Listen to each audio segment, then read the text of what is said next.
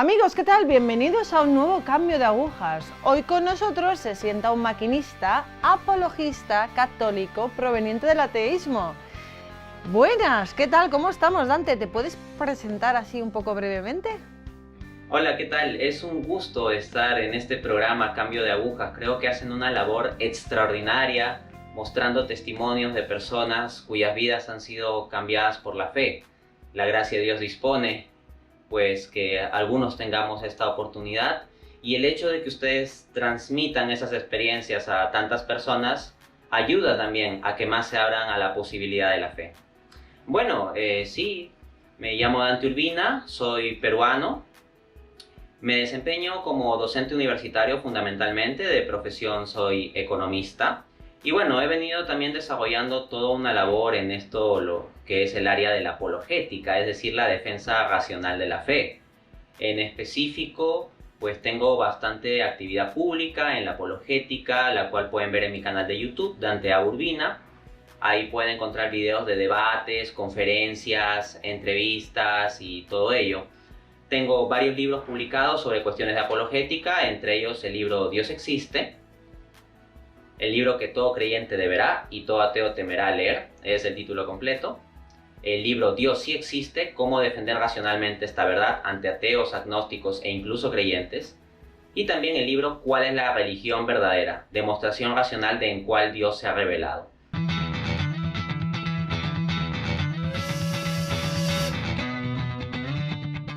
Aunque ahora eres un fiel defensor del catolicismo, claro, esto no ha sido siempre así. Vamos por pasos, ¿vale? Cuéntanos un poco cómo era tu infancia, tu juventud, cómo era tu formación. Sí, claro. Bueno, yo vengo de una familia católica, pero al momento de mi infancia, de mi niñez, no había un compromiso, digamos, muy fuerte o explícito con la fe católica. Se me bautizó, por supuesto, de bebé, recibí los sacramentos de iniciación cristiana, como la primera comunión. Y me planteaba preguntas, ¿no? Me planteaba preguntas desde pequeño. En particular, la persona más religiosa en mi casa era mi abuelita. Eso sí, ella muy apegada a la oración, a la lectura espiritual, al rosario y todo eso, ¿no? Y mi abuelita nos mostraba su fe de forma sencilla, como la vivía. No es que nos diera demasiados discursos teológicos o algo por el estilo, ¿no? Pero sí de cuando en cuando nos daba unas pequeñas lecciones o catequesis. Recuerdo que mi abuelita, por ejemplo, hablaba varias veces de las obras de misericordia, 7 corporales y 7 espirituales. Recuerdo también que, por ejemplo, cuando tenía 4 años aproximadamente, me gustaba pasear por el jardín de mi abuelita. Ella tenía un jardín hermoso y me hacía muchas preguntas. Recuerdo que me preguntaba ¿cómo es Dios? ¿Cómo es esto de la eternidad? De que Dios existe siempre, siempre y siempre. ¿Cómo es eso posible? También me hacía preguntas de niño sobre el libro de Apocalipsis y el fin del mundo y cosas de ese estilo. Entonces puedo decir en general que mi formación religiosa es la básica que se suele tener en familias católicas tradicionales, de recibir los sacramentos, ir a la primera comunión y tener una abuelita que es católica y que a uno le da una referencia sobre la vivencia de la fe. Pero algo así de una formación explícita, una instrucción fuerte y directa desde niño no fue el caso. ¿Puedes contarnos un poco cómo fue tu paso por el ateísmo? Sí, eventualmente en mi adolescencia yo pues termino asumiendo el ateísmo como postura.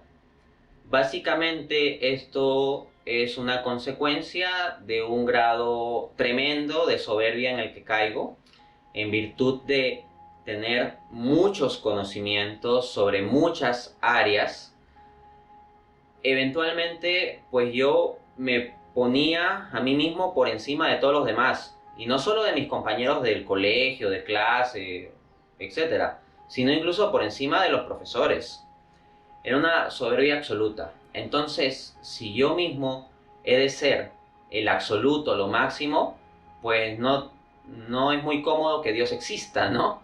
Porque si Dios existe, entonces Él es el absoluto y ya no lo soy yo. Entonces, era una visión de ese tipo. Mi visión del ateísmo podríamos decir que era como nietzscheana, aunque yo leía a Friedrich Nietzsche después de salir de mi etapa de ateísmo.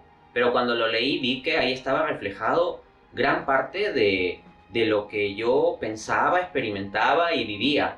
Nietzsche distingue la moral de amos de la moral de esclavos. En la moral de amos, que es la que él propugna, pues los valores son la soberbia, el egoísmo, la potencia, el poder, el honor. Y esos eran para mí los máximos valores. En consecuencia yo veía a los creyentes y específicamente a los creyentes cristianos como seres inferiores en línea con lo que Nietzsche llamaba moral de esclavos. En la moral de esclavos se propugnan valores como la paciencia, la humildad, la caridad y ese tipo de cosas. Y para mí pues eran antivalores. Entonces mi ateísmo era una postura intelectual de rechazo fuerte hacia todo lo que sea religión y lo que sea Dios, y ver a los demás seres humanos como simplemente inferiores. Y en virtud de que sí tenía bastantes conocimientos y una inteligencia pues bastante ágil, podía esgrimir los argumentos del caso para desbaratar a cualquier creyente que por compasión hacia mi persona quisiese ayudarme, ¿no? Acercándome a la fe. Entonces yo pues tenía una actitud muy agresiva hacia la fe. ¿Cómo y cuándo empieza tu contacto con el catolicismo? ¿Y has tenido algún prejuicio contra ello? Como mencioné, por mi contexto familiar, tuve un cierto contacto básico general con el catolicismo, pero yo no diría que fue un contacto en serio o a fondo. El contacto en serio viene en un momento en que, en ese contexto ateo de absoluta soberbia en que yo venía, me doy cuenta de dos cosas. La primera es que mi vida no tenía sentido. No había ningún sentido objetivo. O sea, el ponerme a mí mismo como el absoluto, como que no termina de ser propiamente un sentido objetivo. Y la segunda cosa de la que me di cuenta es que estaba solo.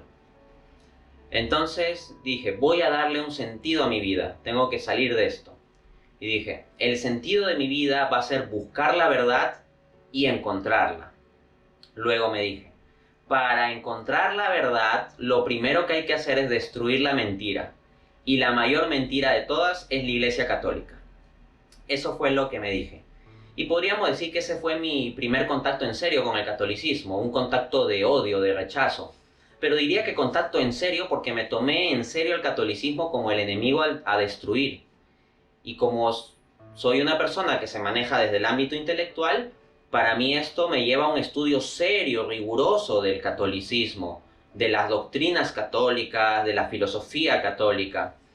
Y desde esa perspectiva me puse a investigar distintas cosmovisiones, como el ateísmo, el agnosticismo, el liberalismo, el marxismo, también distintas visiones religiosas como el budismo, judaísmo, hinduismo, islam, y también visiones cristianas no católicas como las propias del protestantismo o la Iglesia Ortodoxa Oriental, o incluso el caso de sectas como Testigos de Jehová, mormones y adventistas, todo esto con tal de destruir la fe católica.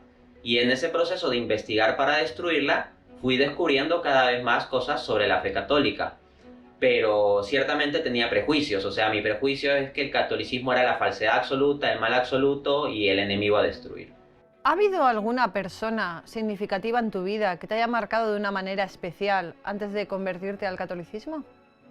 Mi camino de profundización intelectual en esto fue fundamentalmente un camino solitario. Lo llevé muy en solitario con mis propias investigaciones, análisis, conflictos, preguntas, dudas y todo ello. Sin embargo, lo que sí encuentro es que en medio de mis lecturas, pues, está la cuestión de la existencia de Dios.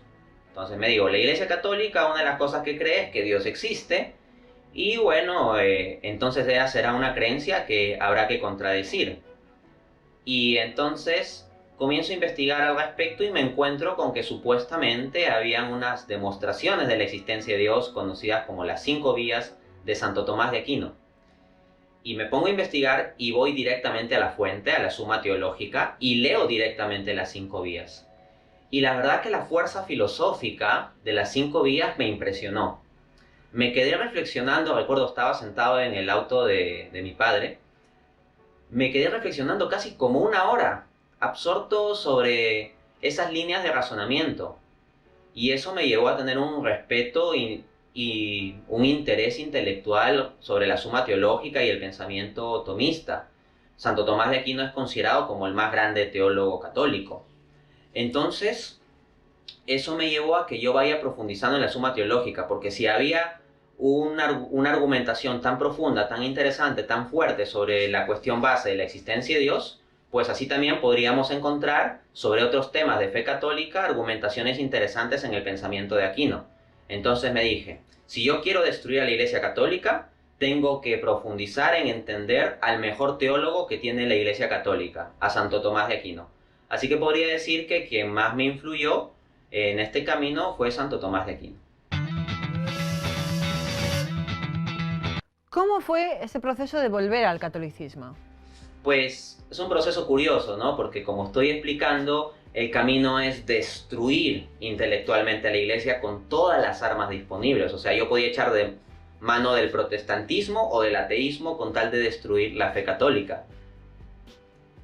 Pero eventualmente, mientras más buscaba destruirla, como yo procuraba ser intelectualmente riguroso y no basarme en caricaturas sobre la fe católica, sino también tratar de entender lo que la fe católica sí dice y lo que no dice, y tenía al frente a un portento intelectual como Aquino, pues me comencé cada vez más a dar cuenta que en la doctrina católica había respuestas mucho más consistentes a las cuestiones filosóficas, existenciales y teológicas que yo tenía, que las respuestas del hinduismo, el budismo, el judaísmo, el islam o visiones protestantes o lo que sea.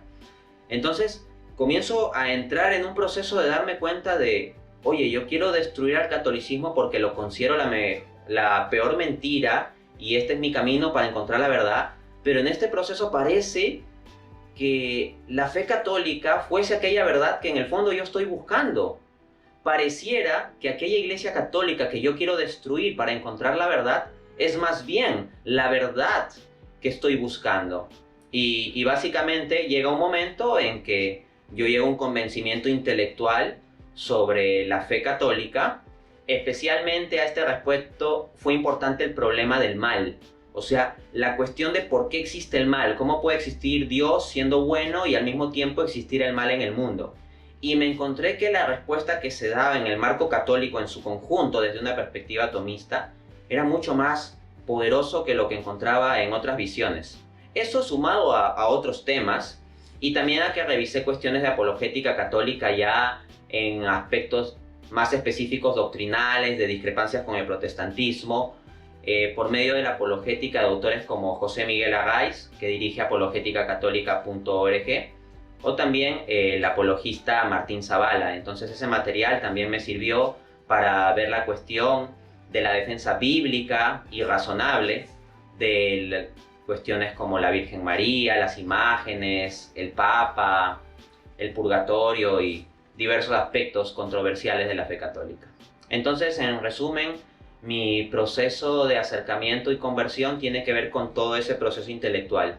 Sin embargo, luego de mi proceso de convencimiento intelectual sobre el catolicismo, viene también un momento de experiencia espiritual, de conversión, específicamente el 14 de febrero de 2007, en que tengo una experiencia muy especial que es difícil de describir, pero en la que básicamente entro en la comprensión de que absolutamente todas las cosas tienen que ser entendidas en y desde el amor, y que el amor es la esencia de lo que Dios mismo es.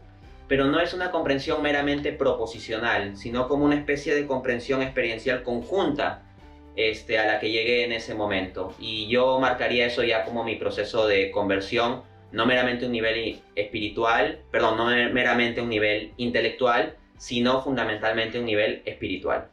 ¿Cuál ha sido desde ese momento tu compromiso con el catolicismo? Pues, habiendo buscado yo todas las herramientas intelectuales desde distintas visiones para destruir la fe católica, una vez que llegué a convencerme de la fe católica me dije, ahora lo que voy a hacer es utilizar todo lo que he aprendido para defender la fe católica frente a todos esos esquemas de pensamiento con los cuales yo he buscado destruirla. Entonces me dije, voy a defender la fe católica contra el ateísmo, contra el agnosticismo, contra los planteamientos de sectas, contra el protestantismo, contra el budismo, contra el hinduismo. Un compromiso se formó en mí de defender la fe católica contra cualquier visión contraria a la fe católica. De querer destruir la fe católica, llegué a plantearme la perspectiva contraria, no meramente perspectiva, el compromiso contrario. Y como digo, fue un proceso muy solitario. Pero cuando yo volví a mi último año de colegio, porque este proceso ya de conversión, incluyendo lo espiritual, se dio sobre todo en época de vacaciones, en que estaba solo sin mis compañeros. Cuando vuelvo a mi último año de estudios en el colegio, me doy cuenta que hay muchas personas a las que yo quiero, porque se había generado eso en mi corazón, una caridad cristiana, un amor al prójimo, a las que yo quiero y que no conocen la maravilla de la fe. Y entonces me dije, wow, ¿cómo es posible que estas personas a las que yo amo no conozcan esto que es lo más grandioso? Y me dije, tengo que transmitirles esta fe. Y pues mi compromiso de transmitir la fe a los demás, me encuentro con que tienen dudas y objeciones también. Y eso me llevó a comprometerme aún más con la apologética, con el hecho de, por caridad cristiana, por amor, buscar despejar sus dudas intelectuales. ¿El protestantismo ha entrado alguna vez en posibilidad para ti en el horizonte? ¿Te lo has planteado alguna vez?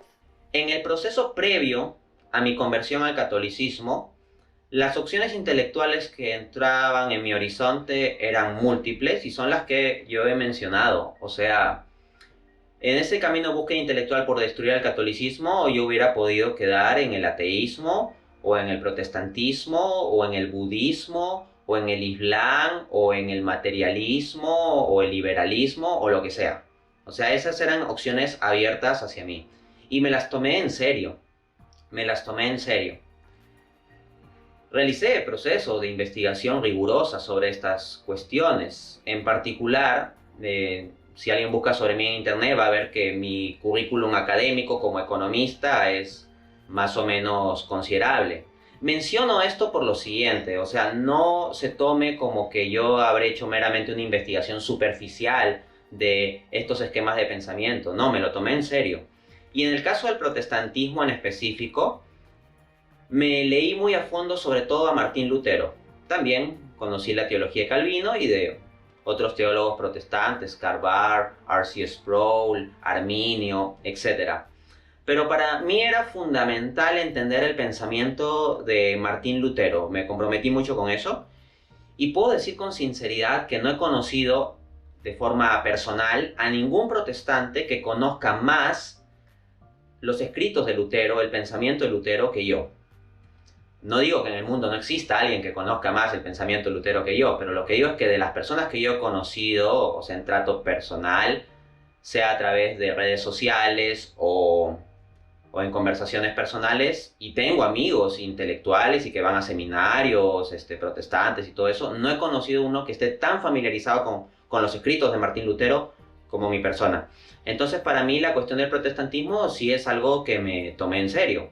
Más aún que llego a un proceso de entrar a cierta convicción sobre el cristianismo, pero tenía animadversión a la Iglesia Católica, el protestantismo se abría como una posibilidad.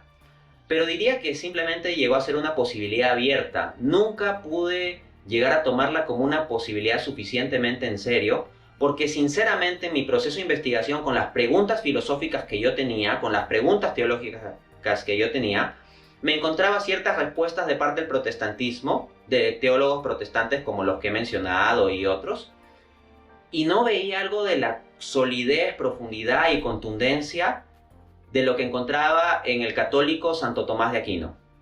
Entonces, claro, para mí era un asunto de contraste porque, vamos, si por un lado estoy leyendo a Lutero, Calvino, Arminio, Sproul, Barth y otros teólogos, y encuentro que las respuestas que dan a las cuestiones filosóficas y teológicas que tengo no llegan al nivel de lo que yo encuentro en Aquino, pues entonces plantearme el protestantismo no llega a ser una opción tan fuerte. El protestantismo no llegó a ser particularmente persuasivo en mi visión luego de haberlo investigado en serio.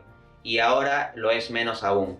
Solo para cerrar la idea, pues, ok, si me dicen, Dante Urbina, ¿por qué no te conviertes al protestantismo? Yo pregunto, ¿cuál protestantismo? protestantismo es un término para englobar una miriada de posibilidades enormes, porque quieren que me haga pentecostal o calvinista, o me hago luterano, o me hago, pues, episcopaliano. Hay una cantidad enorme de visiones en el protestantismo que no son meramente distintas en un sentido administrativo o de ubicación geográfica o local, sino que son distintas en cuestiones teológicas fundamentales, que discrepan en asuntos relacionados con la salvación. Algunos protestantes dicen que la salvación se puede perder, otros que no. Algunos protestantes dicen que el bautismo es necesario para la salvación, otros que no. Hay líneas históricas de protestantismo, como el propio Martín Lutero, que afirma la necesidad de bautizar a los niños, otros afirman que no. En consecuencia, si me dicen, Dante, conviértete al protestantismo, yo respondo, ¿cuál protestantismo? O sea, ¿cuál de todos? ¿Cuál de todas las opciones? ¿Por qué tú me garantizas que la denominación X es la que tiene la verdad mientras la Iglesia Católica se equivocaba? Y no es más bien la que tiene la verdad la denominación Y o la denominación Z. ¿Qué les dirías a aquellos católicos que no valoran su fe? Les diría que es una locura que no valoren su fe. O sea, ¿cómo pueden caer en eso? Es una total locura. Las personas que somos conversos, los que son conversos desde el ateísmo, como mi caso, o conversos desde el protestantismo, como por ejemplo el ex pastor protestante Fernando Casanova, tenemos mucha valoración por la fe católica, sabemos lo que cuesta, porque nos comprometemos a un punto de dejar lo que nosotros creemos, hacemos y hasta lo que nosotros mismos somos por acoger la fe católica. No es una cuestión menor. Yo, un tipo comprometido totalmente con destruir el catolicismo, el llegar luego a convertirme en la fe católica no es meramente un cambio de lo que hago, es un cambio de lo que soy. Entonces los conversos nos tomamos la fe muy en serio y nos duele que haya personas católicas que no se tomen su fe en serio. O sea, a mí me parece un absurdo que haya alguien que crea en las proposiciones de fe y no se las tome en serio. Porque si eres católico y no te tomas en serio tu fe, estás desperdiciando muchas cosas extraordinarias. Si crees en la fe católica, entonces has de creer en la presencia real de Jesús en la Eucaristía. Y la pregunta es, ¿realmente estás aprovechando la presencia real de Jesús en la Eucaristía, comulgando su cuerpo, sangre, alma y divinidad? O sea, si tienes fe católica, esa presencia total de Jesús no está absolutamente en ninguna otra parte más que en el sacramento del altar. Y no puedes desperdiciarlo o tomarlo a la ligera. Asimismo, la intercesión de la Virgen María. Si eres católico y dejas de lado la poderosa intercesión de la Virgen María, pues te estás perdiendo de mucho.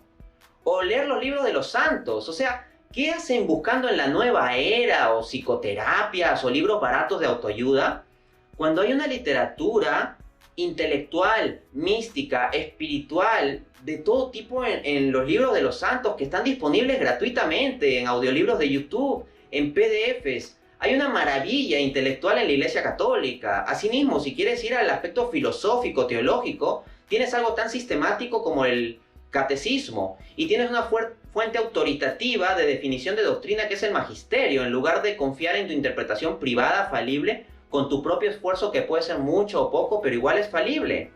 Entonces, lo que uno tiene que considerar es que esto no se puede desperdiciar.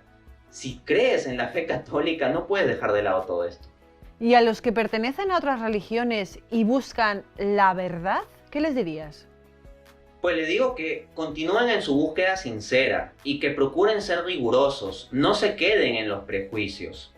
En particular, en mi libro ¿Cuál es la religión verdadera?, explico 4 vías para demostrar la veracidad de la religión cristiana. Y asimismo, realizo análisis críticos del judaísmo, el islam, el hinduismo y el budismo. Y ahí uno puede encontrar una buena defensa intelectual de por qué la fe cristiana es cierta. Más adelante estaré publicando un libro específicamente de defensa de la fe católica. Porque en este libro, ¿Cuál es la religión verdadera?, hablo de la religión cristiana en sus principios generales, como la creencia en Jesús como Señor, Salvador y Dios. Pero en el libro sobre catolicismo ya entraré en temas más específicos de la Virgen María, el purgatorio, la Eucaristía y todo ello. Pero yo les diría, sigan con su búsqueda, pero procuren ser rigurosos. Por ejemplo, si quieren investigar sobre la fe católica, no se guíen lo que dicen que se dijo sobre la fe católica. No se guíen de lo que digan los medios de comunicación, que no son las instancias de fe católica. La fe católica tiene un magisterio. Lean el catecismo, lean páginas serias de apologética católica, vean a buenos apologistas católicos y lean también la literatura espiritual escrita por santos católicos. Vean películas de vidas de santos y se encontrarán con la maravilla de lo que es la Iglesia. Dante, muchísimas gracias por tu testimonio. Va a hacer muchísimo bien. Gracias. Bueno, es la verdad que para mí ha sido una alegría esta entrevista. Espero pueda ser de ayuda a muchas personas que se quieren acercar a la fe, que quieren vivir su fe en plenitud y que quieren ser felices realmente, porque uno solo puede ser feliz en la fe que nos ha dejado Dios, que se encarnó en la persona de Jesucristo y que nos dejó a su Iglesia, la Iglesia Católica. Gracias, Dante. Gracias. Gracias.